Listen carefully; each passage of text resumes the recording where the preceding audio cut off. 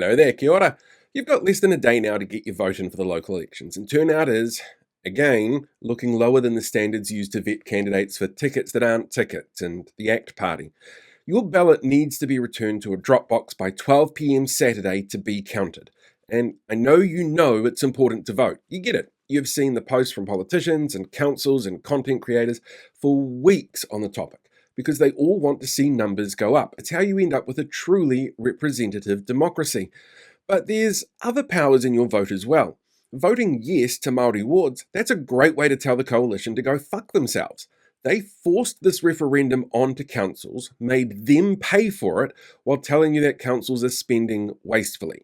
They don't poll people that are actually directly impacted, they just ask everyone else to decide on the fate of one group. A group that's a signatory to the founding document of the country where there's been a power imbalance for over 180 years. And then they let their mysteriously well-funded proxies run smear campaigns with absolutely no accountability. Oh, and large chunks of those rate increases that hard right candidates are using to rage farm, that's because of water infrastructure costs being put back onto council books, again by the coalition. And councils are working through that because they have to by law. But if you want to send the coalition a message, here's a chance to show them how much that sort of decision annoys you because it impacts you in the wallet. You can do that with your vote. You also have a bunch of disinformation-linked candidates trying to get onto councils. Last night, Voices for Freedom sent out emails telling people to give them more power by going out and voting for change in this country. And because thinking for themselves has never been a strong point for Voices for Freedom's most ardent supporters, they will do that. Your vote can stop them from doing that. Then there's stopping what seems to be some really stupid people from being in charge and screwing up the place that you call home. ACT candidates. They're the only candidates who have consistently said selling off assets like community parks, which they have mentioned specifically, but for some reason never golf courses, is a way to fix the council's problems.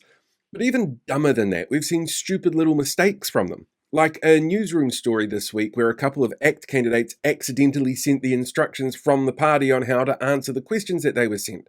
Thus showing you that the party that argued you shouldn't know that their president was on trial for sexual assault of young men because it would hurt their election chances want to be able to dictate how your communities are run.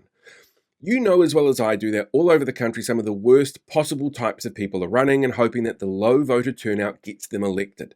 People who say that they want to bury Māori, hidden TERFs and active homophobes, convicted fraudsters who refuse to acknowledge they did anything wrong. There's candidates who treat women like property. There's a mayoral candidate in the lower North Island who claims to be for Trumpian Christian family values who's on Tinder looking for kinky hookups. There's one in the South Island who has a thing for Hitler that he hides from the public, and a white supremacist who doesn't hide his positive feelings on Hitler. And while all of this is happening, the wealthy, sorted, entitled Prime Minister gets multiple votes because he owns properties in different districts and gets to tell young people that they're a burden and to go out and find a job that don't exist while paying millions for no ferries, giving tax cuts to the wealthy and subsidies to tobacco companies and gutting the public service. He gets twice the say in this election than most of the rest of us. So yeah, please vote. Vote for the good things in your community that you love, or vote to tell the worst people in the country to go fuck themselves. Both are equally valid reasons. But if you haven't voted by midday Saturday, those decisions will be made by those people you really don't want to be in charge of decision making because they are highly, highly motivated to get out there and have their say.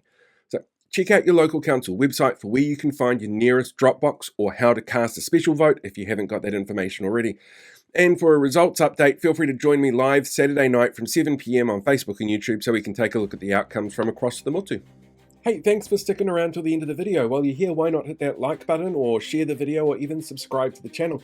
You could even become a paid YouTube member so you can see things released in advance, you get access to some exclusive content, and like all these awesome people, you get to have your name at the end of the credits as well.